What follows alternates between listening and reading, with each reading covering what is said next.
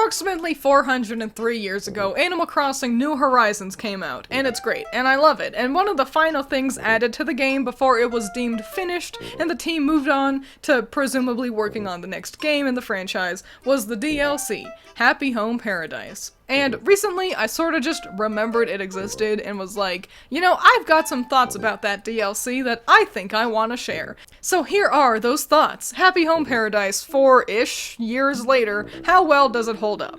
Now, I really liked the 3DS's predecessor to this DLC, Happy Home Designer, but also found it got repetitive quickly, and for some reason that game is like narcotics to me. It puts me to sleep instantly somehow. So I was excited to see how they improved on the formula with this DLC, and in some ways they did. Menus feel easier to navigate, the roommate mechanic is a fun addition to the house building, and across the board the actual tools at your disposal for decorating and rearranging furniture is intuitive, fun, and easy to pick up. And much like the base game, its DLC 4, the whole experience looks great, with a charming atmosphere that makes it easy to enjoy the vibes as you spend time at the resort. But there seems to be an inherent problem with the core of the Happy Home series.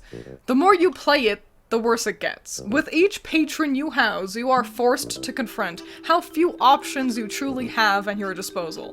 A whole map of places to customize, with very little distinction between them beyond how many trees are in the background or how much water is in your way. The houses similarly become monotonous quickly, with the differences between your choices altering very little from the overall modern country flavor the game favors, but I think most obviously and most egregiously is your furniture collection, and to be fair, it's perhaps the only portion of the gameplay that doesn't feel limited. Each resident you cater to gives you a whole host of new furniture items to use for any projects you do with the paradise moving forward. So the more you play, the more creativity and opportunities to use different items are at your disposal.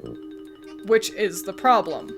Get deep enough in and you are trapped scrolling through the thousands of items in your catalog, mindlessly glazing through them to see if any fit the aesthetic of your current customer. And more painfully is how that process slows down exponentially if you take a long enough break that you forget which items go where in your menu, or even what items you have to work with. Go to the Animal Crossing wiki and scroll through the list of chairs that are available in New Horizons. That's the bulk of the gameplay here. Quite frankly, the deeper I get, the more likely I find myself just using the new items unlocked with the customer I'm currently helping, since scrolling through the menus just to check to see if there's an end table of a different set I might like more is boring. It's all definitely hurt by how limited in variety all these sets are, despite the sheer quantity of items to scroll through. Do you want this in pink? Or pink? Or maybe pink? And the more unique sets often feel too niche for most aesthetics the villagers ask for. Like, I just struggle to implement the electric chair into a villager's floral fantasy. The limited feeling is exacerbated by what villagers ask for, too. Get deep enough in and you'll go through all the villagers with unique flavors to their style and be stuck in an ocean of, I want a restaurant at home. Sure, I could wander away from what the villager asks for and do whatever I want instead. The villager doesn't really care what you do, they'll love it no matter what, but I already get that total freedom for my own house on my island. The fun part about these is playing within the rules set by the villager. Without restrictions, it's just throwing your favorite items or a random assortment of crap at everyone for easy money. I feel like I'm being awfully negative, so let's wander back to talking about some positives again. To really break it down, the roommate mechanic is adorable. Villagers interacting is always fun, and it's a great excuse to use a two-story house. Personally, I find a second floor a long-winded way to end up stuck looking through the catalog when you're just decorating a house for one. Adding a second member, including their unique aesthetic and collection of items, makes filling out that space much more engaging. I do wish you could initiate the roommate option with a villager on the beach, though. Instead, you need to have a house finished for one villager first, and then go to them to suggest the idea of a roommate, and then when you go looking at the beach for their new housemate, the villagers don't have the speech bubble telling you what look they're aiming for. It's all just awfully clunky, if you ask me. Perhaps my favorite part of the DLC is that you get to decorate the resort island with different amenities. A school, a doctor's office, some places for food. These are super fun and allow the player to get to play with the decorating mechanic in a way we don't often get to do. These aren't houses meant to be lived in like the villagers' vacation homes, meaning no feeling like you need to throw a bed in there somewhere. These really allow you to explore your creativity and let you make use of the plethora of catalog items the best. It is a bummer then that there's no good reason to interact with them once you've finished their construction. You can enter the establishments and see a collection of animals sitting in the furniture and such, but there's nothing for you to actually do here. These buildings ostensibly fill the space on the resort by keeping it from feeling empty without actually doing anything.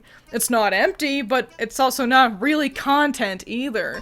You can shop for clothes, you can scout out the restaurant and cafe for villagers looking to have you design a vacation home for them, but they still end up feeling quite substanceless for how much fun it was to design these buildings. There I go getting all negative again, and I think that's really the long and short of it. Happy Home Paradise is fun, but also kinda disappointing. It simultaneously is great for the first handful of hours, while also leaving you going, is this it?